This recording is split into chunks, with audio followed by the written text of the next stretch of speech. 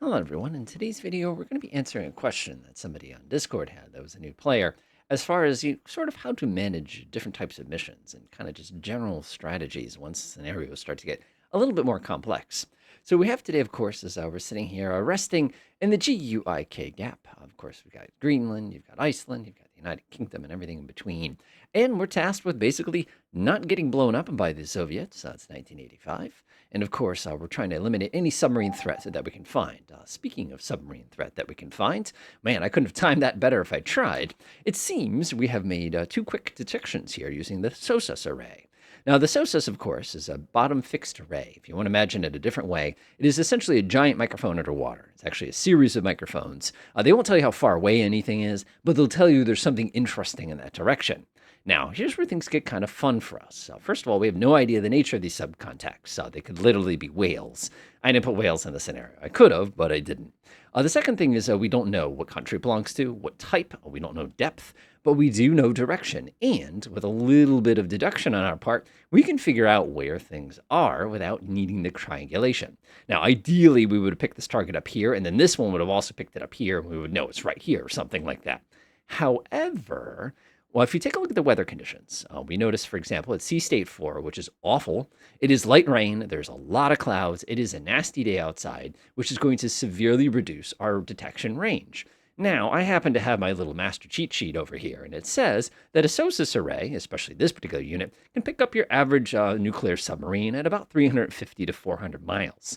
Now, that's awesome, because that gives us a range in which to work from. We know, probability-wise, that if we had to guess, this submarine is probably right where my mouse is. If I had to put money on it, I'd say he's plus or minus 20 miles right where my mouse is. Again, if we want to take about a 400-mile range reduced by the nastiness, say between 300 and 350 miles. So he's probably in here. As a matter of fact, if I had to bet more money on that, if I do about this range, since we have not detected him from here, but we have detected him from here, if I were to put this at about 330 miles away, we'll just put that as an estimate, but we know that he has to be about that range too, we can safely say he's probably right there. That's where our submarine is going to be.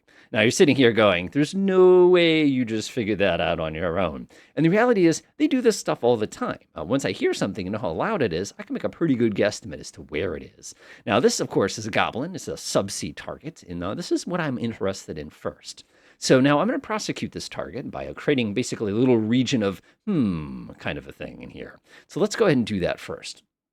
So I'm going to start by pressing creating myself an area here. Now, of course, the weather's really, really bad, so my area can't be too big. So like 25 by 25 is plenty here.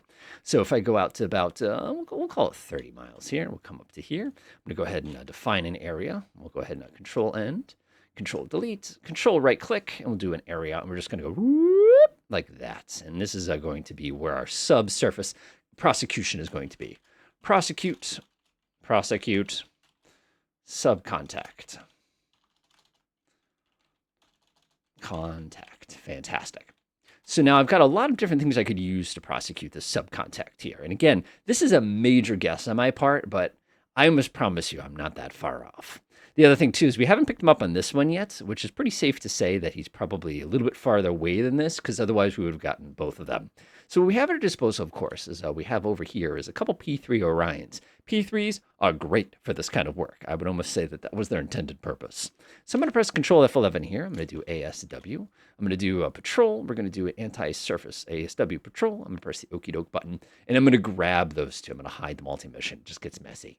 All right, let's grab my two P3s here. Where are they? Just saw one right there. Bing. I'm going to go ahead and toss him in there like that, and I'm only going to do one in the water at a time. Otherwise, they're going to waste a lot of time. We're just going to be dropping sonobuoys everywhere and just making a big old mess. All right, so that guy's going to go check that subsurface contact out. But what about this subsurface contact? Now, as I was saying before, we need to use a little bit of logic here, a little bit of tactical thinking. We know there's an ice shelf. If you wonder what this little yellow line is here, this is the ice shelf. Anything here is under the ice. Anything here is above the ice. If I am a Soviet submarine and I'm trying to hide, you want to be under the ice, number one, which means I can't basically drop sonobuoys on you because they land on the ice and go gunk. Number two, you want to stay shallow. Shallow is noisy. You'll notice where my mouse is here. The depth here goes down to 8,000 feet. That's really, really, really deep. The subsurface does very little, I should say. By subsurface, I'm referring to the sea floor here. You don't really hear it. But when you get shallow, like it is over here on the shore, it gets really, really loud. That being said, Greenland does not exactly have shallow water here. You can see we're about 800 feet. So he can go anywhere in here. And really his only benefit is going to be the fact that he's got this ice shelf to stop me from dropping sonobuoys on his head. So it's going to make it a little bit more exciting for us to hunt him down. In this particular case, again, it's going to be kind of hard to hit him. If I had my own submarine, what I would do is I basically send my own submarine this way, trying to take a listen for him. But the reality is I can't touch this guy easily. Again, I can set a mission up over here and try to go around the corner and listen for him, but it's going to be very, very unlikely. And chances are he's trying to be sneaky to get into the North Atlantic. He's not coming for us. Now, what about us? We are a carrier group here, and one of the problems we're going to make here is these lovely underwater arrays, which you can see are already doing a wonderful job of detecting things. They basically do not have the capability of hearing through my carrier group. So if you've ever seen soccer, you know how the goalie always stands away from the goal when the ball is over here. It's the same problem. If my carrier group gets in the way of my little underwater microphones, I'm not going to be able to hear anything. There's an added bonus as well. If I get myself closer to Iceland, that means the Ruskies, or the Soviets at this particular point, have to fly a lot farther to deliver weapons to me, which gives me time to think. Now, you're sitting here going, whoa, whoa, whoa. If you turn that carrier group around, that's going to be bad because then you're not going to be able to hear behind you. That's only partly true. One of the nice things we have at our disposal, of course, is something called a towed array sonar. Now, if I grab the Sammy B here and I actually click on him, one of the tools that he has to make things a little bit better for him is he has a sonar array that he drags behind himself. So if I were to go up here real quickly here, there we go, towed array. And that makes it much, much, much easier for us to basically listen as we leave, if you want to kind of think about it another way. So the first step is I'm going to get my carrier group away from the party. If I get them closer to the Russians, it's going to give them more time in which to do awfulness to us. So what I'm going to do is I'm actually going to sneak inland here and kind of hide a little bit. We'll keep our speed down. Even 10 knots is pretty quick there. And again, we can hear pretty well into the water, but not perfectly. Now, one of the challenges for us is we have no subs. This would be a much simpler scenario with subs because we basically leave a sub where they were and anybody tries to sneak up on them gets a nice torpedo surprise. Okay, so that takes care of that. Now, let's talk about the Russian or the Soviet air threat. We're not dealing with Russians here. We're dealing with the Soviet Union. The Soviet air threat is very real. This is the thing they're good at. They're going to have Tupolev 95 RTs, which are long-range maritime reconnaissance planes. We'll look at that problem in a second. And of course, they're going to have the dreaded Tupolev 16 and 22s with their extremely high-velocity anti-ship missiles. Let me show you what I mean. So if I go to Browse Scenario Platforms real quick, switch over to Team Red, go to Aircraft. If I were to go to my Badger C, a pretty big thing, but look at the size of those missiles underneath this guy. Now, if I scroll down here, I can see that those missiles, the Kipper and the Kingfish, let's see here, the maximum range is going to be 175 miles. Oh, this is good news. Oh, this is good. That 180 miles means if we can get them before they get to us, they can't touch us with those weapons. That's the flaw. That will be our strategy. All right, so we know they're very, very dangerous, however. And of course, if we take a look at the other ones, let's see here, the Tupolev Backfire Bs here, big airplanes, by the way, very fast, big airplanes. They've got the Kitchen, which is a huge missile, if you've never seen one of these things before. And let's see here, the Kitchen Mod 1, what do you got for range in the Kitchen Mod 1? 215. Oh, it is a happy day. Why is it a happy day? So one of the things people don't realize is how huge this area is. If I take off and I fly in this direction for an hour, you get that far. That's it. And you can see just how big this area is. And keep in mind, our carrier group here is pretty well equipped. We've got intruders, we've got F-14s, but even an F-14 is incredibly limited in how far it can actually fly. Welcome to naval operations, by the way. That's one of the most frustrating parts of naval operations is how little range your aircraft actually have. You know, if I poke around with this real quick, just as an example, let me see if I can find one. Here we go. So if I do heavy barrier cap, that gets me about an hour and a half at 150 miles. That's it. An hour and a half is not a lot of time. Now, there's a reason why I'm going to point that out, and that's if I launch all my aircraft at once, check it out. I don't have my next set of aircraft ready for another 3 hours, which means if I send all 4 of these airplanes out now, that means I will only have aircraft an hour and a half afterwards actually ready to take to flight. That's a big problem for us. And it's going to be the biggest limiting factor of our operations. Many people, if you're dealing with aircraft with basically, limitless range, you come here and go, okay, let's see, the Sovietskis are coming from here, so I'm going to set my operation, my barrier, basically over here. You can't do that. If you do that, you're going to be so low on fuel by the time you get to your barrier that you're not going to be able to do anything once you're there. Whoops, I accidentally deleted that entire mission. Let me fix that. All fixed. I hate it when I do that. All right, so that's all set. So that means we can't throw our aircraft everywhere. It's so tempting to go blip, blip, blip, blip, blip, make a huge group and just send them out there. But the reality is we can't do that effectively. We're going to run out of fuel before we can do anything. And if they send a bunch of Tupolev 95s at us, so be it. We know we can get to them as long as they don't get within a certain range of us. Speaking of the Tupolev 95, one of the things we know about it is the fact that its radar is fabulous. However, it has a major limitation. Take a look here. If I go to raid and I go to RT, which is our target, that's our bear. I forget what the name of this, like big chin or something like that. I always forget what it's called. Big bulge. Here it is.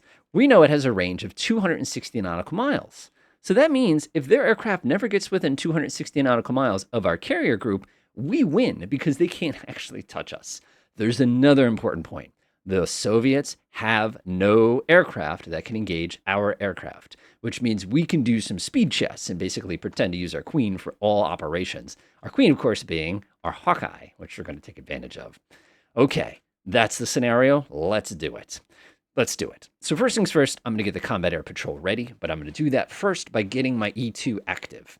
So I'm going to go ahead and pick a target that's about 210 miles. I like about 200 miles for my cap. That seems to be kind of the sweet spot here. So I'm going to put that right here. This is where our Hawkeye is going to chang out. So what I'm going to do to this reference point is I'm actually going to make it so that it hangs out with the carrier by selecting Make Selected Ref Points Relative Fixed Bearing.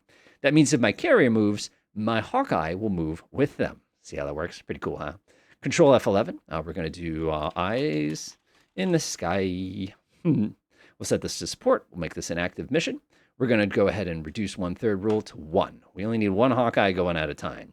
Let's grab all my Hawkeyes, toss them in here. And really important, by the way, you have to tell them to turn their radar on when they get there. So I'm going to go to MCON. I'm going to go to MCON, shut that off, and we're just going to say active radar. That way they basically are keeping an eye out. Now, they are going to be our early warning platform. They're going to be very, very, very useful at us because they're going to give us the capability to basically keep an eye on things. Now, this is where the fun starts. We need to think about where we're going to put our F-14s. Keeping our F-14s on the deck is perfectly fine because, again, if we know something's coming, we can just launch an intercept mission just like that. As a matter of fact, I must always tell people to keep a couple carrier, whatever your intercept planes are, always keep a couple of them just ready to go. Don't throw them all to a mission, but we're going to throw caution to the wind here and go for it.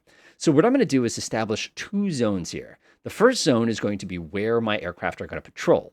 The second zone is going to be where they're going to be allowed to attack things. Now, remember, that Tupolev 95 has a 260 nautical mile attack, or basically radar range on us. So that means anything within here is in the danger zone. However, I don't want my aircraft to go out that far. So what I'm going to do here is I'm going to have a little bit of magic. So I'm going to press my Control D, and I'm going to define my axis of patrol to be basically, let's call it about 150 miles away from the carrier itself. It's going to be about right here. And we're going to put this axis, now you have to be careful here because we're dealing with distorted views here. They're going to be coming out of here. So if I put my axis about right here, which conveniently is right where my E2 is, 150 right there, bingo. So what I'm going to do is I'm going to create my little axis. And I'm going to try to keep that axis kind of small. I don't want this to be a big distance. This is about 100 nautical miles. That's plenty. Again, 100 nautical miles is 15 minutes flying time if you want to kind of think about it another way. So this is going to be where my F-14s are going to hang out. It's not going to be the limits of where they can hang out, but it is going to be the kind of their hangout spot. Again, be careful about the projection here. This is going to give you a headache. So what I'm going to do is the same thing I did before. I'm going to make them fixed bearing to our carrier group. Looks good. And then we're going to get our F-14s going. F-14s cap. That looks good to me. We'll go ahead and set this to be patrol, AAW. But I'm going to do something special. I'm going to define a zone where they can engage. So this is where they hang out, but their engagement zone is going to be much bigger so that they have the ability to basically snipe anything trying to get at our flanks here. So I'm going to go ahead and create myself a little range here. I'm going to do about 260 miles, which is going to be about right here, which is going to be about like that. So we're going to come down here 260 miles in that direction. Remember, this is kind of that limiting point here, 260 miles like that. And let's see here, about 260, well, it's Greenland, so we don't have to worry about that so much. And we'll come down here. I doubt they're going to be coming from that far south. We'll pick them up. There we go. Nice. So I've got these 4 points here, and they're going to basically be what I call the prosecution zone. I'm actually going to give myself a little bit more room. So anybody stupid enough to fly into this zone who is detected automatically gets blasted inside of the zone. We can make the zone even bigger if we wanted.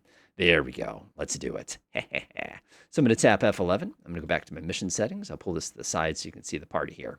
So our patrol area is going to be these 2 points. Our blow things up area is going to be those points. Uh-oh, let's fix that. Delightful. So let me review. Our patrol area are these 2 points here. They're going to basically be going back and forth between them. I'm actually going to do a repeatable loop. So they're going to go back and forth, back and forth, back and forth. But their zone where they can launch missiles is this entire region. So in the event that they pick up something, say, sneaking over here, they'll immediately abandon our patrol route and go take a look. And then they'll come back to the patrol route to protect that axis at all times. Pretty darn cool, right? So what I'm going to do is I'm going to reduce this to 2 aircraft on station at any time. The reason I'm reducing that is because the F-14 has got a lot of missiles. And again, I need to keep my stuff back in case I need more of it. Really, really important. So let's go to my F-14 units here. I've got just about everybody. I can launch my entire group of F-14s here. So if I go bloop like that, that means at any time we're going to have 2 F-14s in the air, but you can see how many of these darn things we can commit at a time. So I actually don't like that. I'm going to do 4 at a time. So that way we have 4 in the air. They're allowed to do this. The repeatable loop. Their prosecution zone is huge. They've got AWACS support. If I need to, I can send more. I'm not putting all my eggs in one basket. This is glorious. Except we need to make sure that it stays with the carrier group. So I'm going to set this one to be fixed bearing to our carrier group as well. So it follows my carrier group around, stays in the active axis. Everything is awesome. I'm going to press Control N to deselect. We've got this guy right here who's basically hanging out here. He looks awesome. He's doing a nice job. We've got my P3s, and now it's time to talk about ASW. There is always a chance that one of our enemy submarines is going to sneak up on us or we're going to smack into it. So we have to make sure we sterilize the water near our carrier group here. So what I'm going to do is I'm going to create basically a 35-mile little zone around our carriers. And this is where we're going to be using our ASW helicopters to keep a listen in the water in case anybody's really, really crafty.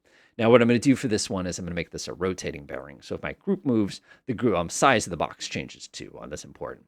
And what we're going to do here is we're going to commit our helicopters and not our fixed wing anti-submarine tools. The reason I don't want to commit my fixed wing is because I want them to be kind of like attack platforms if I need them. So I'm going to press Control F11 again. I'm going to do ASW. We'll do patrol. ASW patrol. Looks good to me. I'm going to press OK. Mission already calls. That's right. I already did this. ASW near carrier. There we go. That's what I meant to do. Good.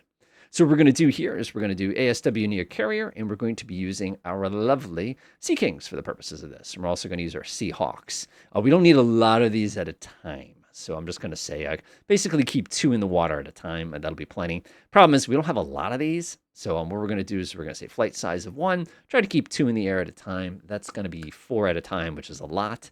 Oh, I don't want to do 2. Okay, we don't have a choice here. We don't have enough helicopters to constantly be cycling here. So I'm going to say basically keep 1 of each in the air at a time. That should be delightful. And keep everybody in the water. Shut the radar off. They absolutely can use active sonar, though. If they want to dip in the water and take a listen, there's no problem with that. All right, let us review. So we have an ASW mission going over here to basically take a check out for this. Again, we're trying to listen to what's going on inside of here. See if there's anything interesting here. We'll see if the P3s get anybody. We've got this guy who we'll probably prosecute with an S3 once we understand what's going on. We have our AWACS plane. We also have our F-14s who are allowed to engage anything in this area. Wow. And you think, oh, warfare is simple. Man, imagine being the guy who has to come up with all this. That's work. One of the things you will notice is nobody is using active radar except my AWACS planes, except my interceptor planes. That's an important point. If we turn our radar on, we're letting oh my goodness, what the heck? No way. Look at that. I was so close. So incredibly, again, this is just a coincidence, I swear. We're even better. Look at this. We estimated his position here, and his actual position is a little south of that. Nice.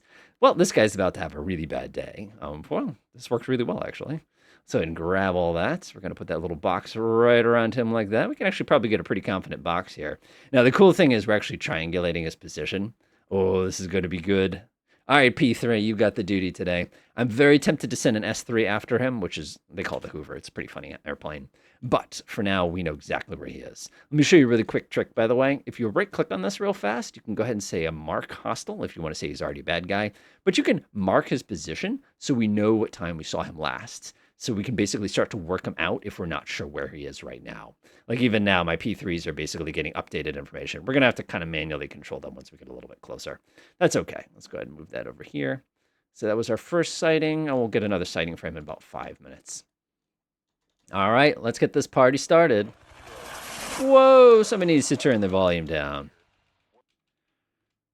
I don't know how people have high volumes on anything. That makes me crazy. All right, look at this. Look at this. Oh my goodness, he is so busted. So busted. There goes my P3. P3 Orion. Go get him, P3. Go get him. Go get him. All right. Meanwhile, this guy, like I said, I'm guessing he's an SSN. Maybe he's a boomer. Again, why would... No, let's do the range real quick here. It's so awkward working on this side of the globe. Yeah, if he's a boomer, he could be a boomer. He could be a boomer. All right, so what we're going to do here is we're just going to update. Look at how confident we are about his position right now. God, we've got a contact. So our SOSUS actually identified him not only as a potential submarine, but it also was able to identify exactly what type he is. And I'm guessing if he's that loud... Oh, it's a Victor 3. Okay, I thought it'd be a Victor 1. All right, cool. So we're after him. Nice. Speed up time a little bit here. There goes our P3 ripping across Iceland. And you can see everybody's in position right now. I've got my AWACS. He's sitting there taking a listen. I've got my F-14s. They're doing their barrier cap, ready to go. We're not sure about this guy up here. We probably should have marked him and pursued him. But like I said, if I have time, we'll go send the P3 after him. Uh-oh, we got something. Oh, that's trouble. Big Bulge A radar. I have good news, everybody. The Big Bulge A radar only comes from one aircraft. Hostile. Nice. All right. Meanwhile, let's go ahead and do this real quick. We want to definitely go after this contact. I just have to keep changing the size of this. One of the things we can do, you want to see a really cool trick? I'll show you a fun one. Since we know where he is, we can actually modify this little attack zone here to be relative to him. Watch this. So if he moves around, the mission follows him. Isn't that kind of fun?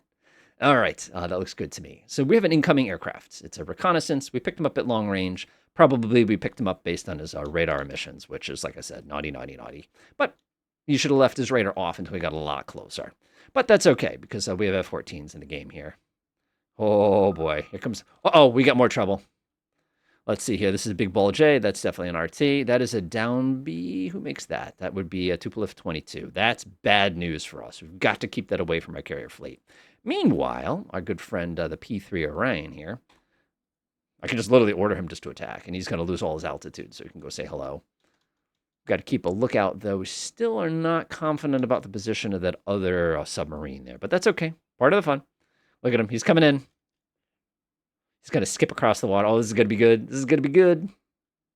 What he has to do is drop through below the clouds here, and he's got to get low enough to drop his torpedoes. It's actually very difficult to prosecute a submarine contact underwater, even from the air. You'll see what I mean.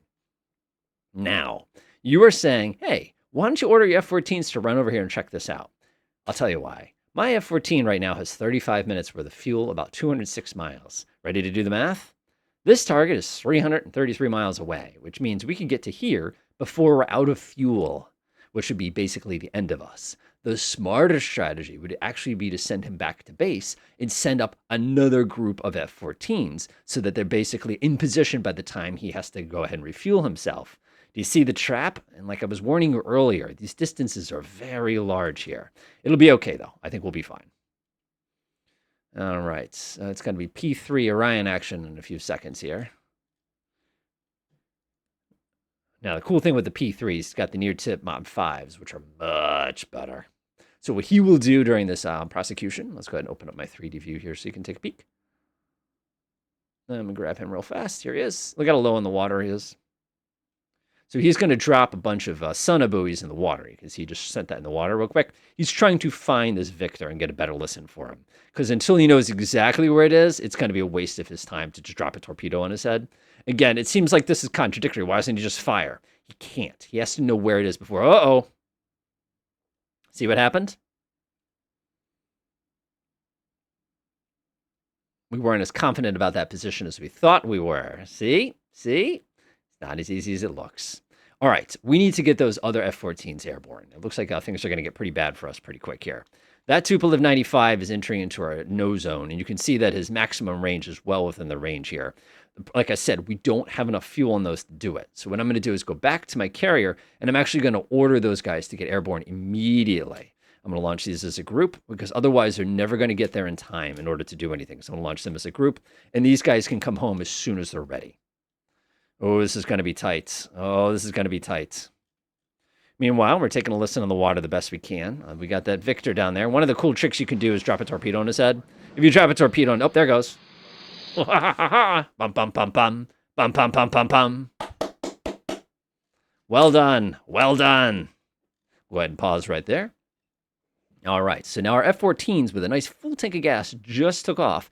They will be able to engage these bombers. As a matter of fact, I can even order them to engage the bombers like that. You want to limit their speed, though, otherwise they're going to run themselves out of fuel. It's an F-14, folks. They're not good on the gas. All right, now I am interested in the boomer, or whoever this is. I'm guessing it could be 50-50. It could even be a kilo. That could be kind of funny. I'm still interested in this submarine. It's been 2 hours, and he's going pretty slow. So 2 hours are pretty slow. It actually puts him about where he is now. So let me show you a really fun trick here. So I'm going to grab this waypoint here. I'm actually going to make it so that, let me come down here. I'll show you this cool trick. Let's see here. I actually don't need this one anymore. Delete. I don't need, oh no, I need that one. Don't delete that one. I'm going to grab this group. This is kind of a fun trick here. I'm going to hold down the, oh, helps if you select it. If you hold down the shift key, you can actually move the whole group. So what I'm going to do is I'm actually going to take the mission and I'm going to move it over here and basically try to find this guy. And like I said, they guessed he was about here. If he's going slow, which would be about 10 knots, he's anywhere in here basically. So what I'm going to do is I'm going to grab this, like I said, and we're just going to look for him. Because, like, I mean, the P3's got nothing else to do today. War were declared, you know? All right, we'll go ahead and do this like this. I doubt he's going to be outside of the ice, but in the event that he is, we'll be able to take a look at him. And one of the things we can do, too, is we can actually go over here and we can send him another P3. He's already on the mission, so if I launch him, he's just going to head directly over there and start taking a look. Like I said, I don't think we're going to find anything, but it's worth a shot. All right, let's go ahead and unpause and watch the party. So as we can see, these guys are blindly looking around for our carrier group right now. We have, let's see, this is the RT. We have a very good look at them with our E2. We can't engage. It's so tempting to order them to attack, but they're just miserably out of range. So it's going to take us a very long, like, we just can't do it. We just can't do it. So we can't waste time. All right, here we go. So here comes these groups. These guys, on the other hand, have plenty of fuel. I actually have to slow them down. If we leave them at full speed here, they're going to run themselves out of fuel before they get to the target region. Whoops. Oh, you almost missed the party. There we go. Come get some Tupolev 95s. Boom. Uh-oh. Go get him, go get him, go get him. Bam. Sliced. Oh, miss. F-14's doing what F-14s do best, right here.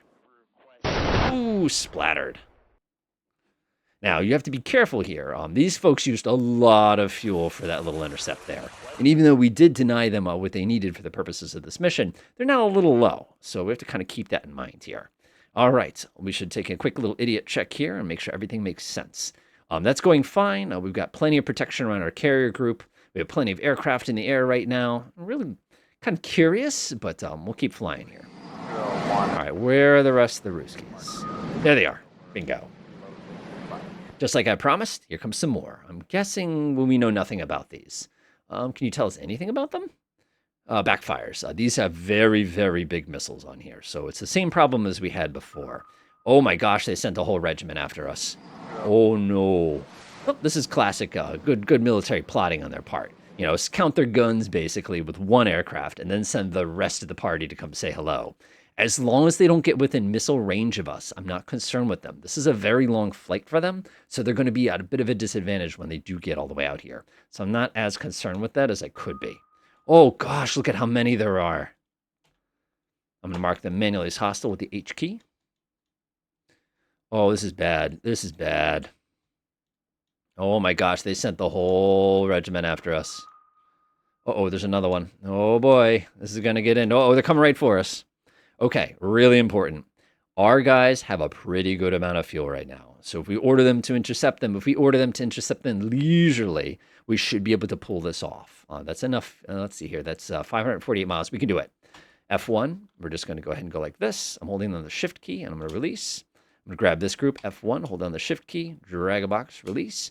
and I'm going to order them to cruise speed. This seems like a contradiction of the capability of an F-14, but we don't have a choice because if they go full blast, they will run out of fuel before they get in range to intercept these targets. And what could happen is they could psych us out. They could turn around and go back the other way. It's very obvious where this group is going. I mean, if you just work it out mechanically, they're going right for Iceland. So we need to find them. Meanwhile, we're still looking around for this guy up here, and it does not surprise me in the slightest that we can't find him. Like I said, it's been hours since we saw him, so it's very unlikely to pick them back up. But in the chance that we do, we'll be ready for it. All right, this is where it's going to get really difficult for us. Here we go. All right, F-14s, do what F-14s do best. Here we go. That's the beautiful, beautiful thing about the F-14 is those Phoenix missiles have so much reach. Now, the F-14s will fire off their Phoenixes first, and then what they will do is they will close, and they'll start using everything else. You can see these Tupolews are getting the heck out of there. Run, run, run, run, run, run, run. Now, ironically, you'll watch the Phoenix run out of fuel and go swimming. That's okay, though. Our F-14s, they're doing their job beautifully here. See how the Phoenixes are just kind of... That kind of thing happens all the time. Now, this guy is running after something he can't get. So he's going to run out of fuel way before he gets in range of that crow. That's okay, though. Like I said, we're trying to deny them the ability to attack us. Of course, now any military planner knows the fact that, oh, there must be an American carrier group out here somewhere because we just got shot at by a bunch of F-14s. All right, see how this guy is basically racing after these? He'll run out of fuel and have to return back to base. Yeah, there it is. Come on back. Come on back. Come on back. Unassigned back to base. I don't want him to run out of fuel. A loss of an F-14 at this point in the game is awful. So he's going to head back home. You can see another group of F-14s just took off. Like I said, this is what's so important. You can see the Tupolev 95s, even though we didn't destroy them, they were driven off, and they never found our carrier. Oh, nope. Sorry, I got excited. I thought we spotted that guy. I thought we'd get him. All right, let's expand our patrol zone a little bit here. Like I said, there's a pretty good chance we're just never going to see this guy. But in the chase that we accidentally do it, and again, how can you drop a sonobuoy through the water, through ice? I'm not going to think about it. But we can see that there's another Tupolev 95 RT there. All right, what do we have? We have a group of Tu-95s are coming back for another try. This RT is kind of going that way. That's okay. That's okay. Like I said, don't worry about it yet. We just launched... do we have any... I don't think we have any fresh F-14s left. Well, these are about as fresh as they can get. But again, we're constantly having to cycle them in and out. And those Tupolev 95s are way off base. Oh, they are not. See this group here? He's coming for us. Ah, shoot, here we go again. All right, you have plenty of fuel. Okay, really important. Do not use flank speed. Save your fuel. He's got us 565 miles of fuel on board. And again, you can take a look at that right here. All right, intercept going. This is going to be fun. Man, the Soviets are sending everything they have at us. And incredibly, notice we've only picked up one submarine so far. Who knows how many more there are going to be in this scenario. I guess we'll find out the hard way, so to speak. All right, there we go. Not good. Not good. They're coming right for us. Where is this group? You folks have a tiny bit of fuel. They have a half an hour's worth of fuel. They're going to have to get a lot closer before we can play them. Look at this. Oh, it's going to be tight. Got him. Nicely done. Nicely done. Nicely done. Nicely done. Nicely done. All right, so we got to keep an eye out. Oh, man, they're Soviets are working us over today. All right, take a look. Take a look. They're coming at us. See this group here? How much fuel we got? We have 48 minutes worth of fuel. That's 283 miles. 283 miles that way. That's 204 miles. It's too far. We're going to have to wait until they get closer before we commit to them. We can start ordering them to kind of like march in that direction. But the reality is that we just don't have the fuel. Yeah, we're going for it. And again, cruise speed. Cruise speed. Take your time, guys. Take your time. We're going to order... We'll be stupid here and order these guys to attack. They're not going to have the fuel to do it, but we'll try it. And again, this is the classic problem of any engagement like this, is logistics. How are you going to keep everybody with plenty of gas? Okay, you are going after that group. Not anymore. You're going after that group now, because otherwise they're going to run out of fuel. Nope, nope, nope, nope, nope, nope, nope, nope. So you can see how they all started running right back there. I'm just going to go ahead and unassign them real quick. One of the things you could do is you can run up here and press P, which basically removes them as targets. So what they'll do is they'll drop and they'll return back to their patrol route. And of course, our AWACS is like, bro, why'd you do that? I had them all nice and neatly detected for you. So you can see our Tupolevs are basically trying to find us, and they still can't find us. So they have to keep going back to Murmansk here, which, again, part of the fun. And again, we're only 8 hours into this operation so far, and no, we did not find our friend missing target here. I kind of want to pull my P3s back because I'm sure they're going to need some fuel. Look at this guy. He's coming in on fumes here. He's also been flying for a really long time, so he's pretty worn out. All right, let's pull the P3s back. So let's see here. We have the P3s. I believe that's this operation here. Let's see, P3 Orion Update 2. I'm actually going to just simply delete that mission. And I'm going to go ahead and send him back home. We're just not going to find them. It's not going to happen. Whoever that guy is up there, we're not going to see him. What we're going to have to hope here is the P3s get all nice and refueled. And, there's more trouble. Gosh, look at that. They're trying. They're trying. Here comes my next group of F-14s. Man, this group of F-14s has just had a day. Constantly cycling in and out, trying to protect us. And then the AWACS, oh boy, everything's okay so far. We've got something. And here they come again. And again, their airplanes can only fly so long, too. So if they want to be... Oh, there's some more. All right, let's take a look at what we have here. Let's take a look at what we have. Oh, there's more. That's not looking very good. We're going to mark them as hostile. And that one is getting awfully close. Again, these are the old versions of the AWACS planes. The newer ones are much better. It's so tempting. That's a puffball radar. That's a different radar. Who is this? Those are Tu-16s. They have to get a lot closer. So do not move your F-14s. See how they turned around? They ran out of range. Ha-ha! Go back home. Nice. So at the end of the day, the war was won not by superior tactics and strategies, but by fuel. And that is one of the most true things you'll ever see. We now have 12 hours remaining in our scenario. We haven't taken a single loss. Everybody's doing fine. It looks like 20 hours there. Oh boy, it's going to be close. Oh boy. Uh-oh, we got something. Here to come again. I'm not worried about it. He's heading south. Oh, we could go say hello, though. What is this? That is... Okay, looks good to me. We can go say hi. Why not? Go ahead and order him to cruise speed. Why not? Why not? We'll try to get a freebie here at the end. He's going to have to turn around. Yeah, there he goes. There he goes. Did you see how he ran out and had to turn around? Aha! Go run away. Run away. Run home. All right, 9 hours. At 8 hours, we'll call it. We're already a 35-minute video here. I apologize for that. Oh, here comes somebody else. We are so out of range. Don't even bother. What I'm really disappointed about is we didn't find more submarines. But welcome to submarine warfare. All right, let's call it. Spacebar. All right.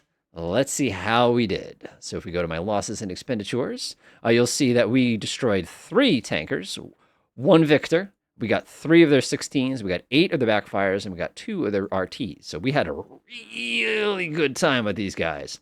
On this side, we lost a single F-14 Tomcat, and I can tell you why. And we went through quite a bit of missiles here. Now, why did we lose the F-14 Tomcat?